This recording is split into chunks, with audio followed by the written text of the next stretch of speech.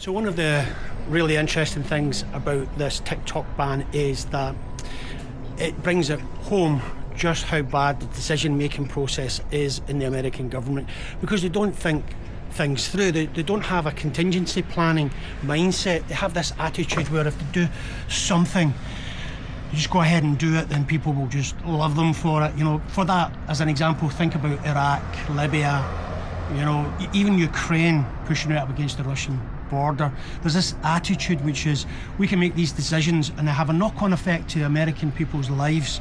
Do you know what? We don't care.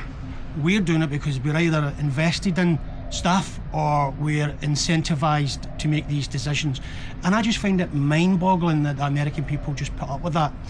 Now, they've went ahead and banned, or they're just about to ban TikTok, and yet again they aren't thinking it through. They have no contingency plan. They have not thought it right through, and lo and behold, you've got a whole lot of American people which started as a protest, moving to the Red Note, which is a Chinese-based app, and you've now got people in America talking to people in China, and they're sharing stories and lived experiences, and there's a whole lot of waking up being done in America when people realise that all the stories they were getting told about communist China is not true. And for me, and I've lived in China for 8 years, I've travelled to, I think, 18, 19 cities in China, and every one of them has been incredible.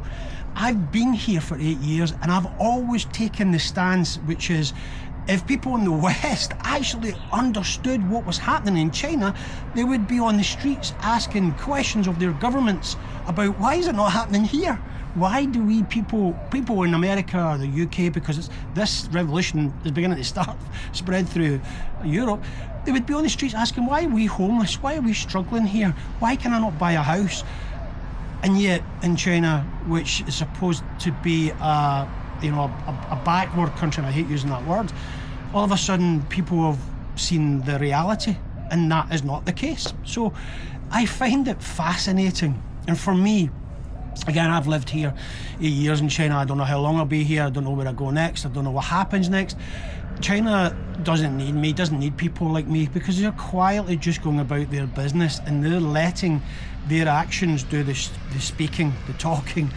And all of a sudden, the American politicians have made this awful decision, haven't thought it through, banning TikTok, which is the livelihood, I believe, of something like 7 million people, and an additional 10 million people make some form of supplementary income from TikTok.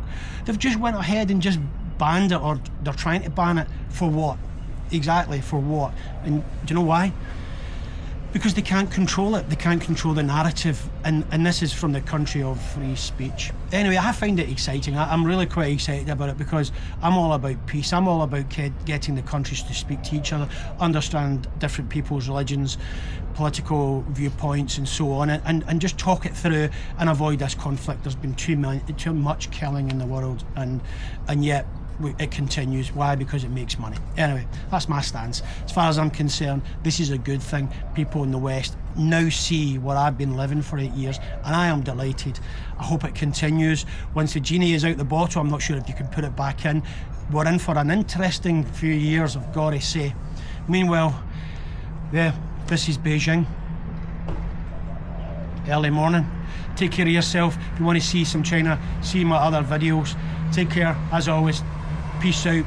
Just rough, raw talking early morning in Beijing. Look after yourself, your family and your community. Take care.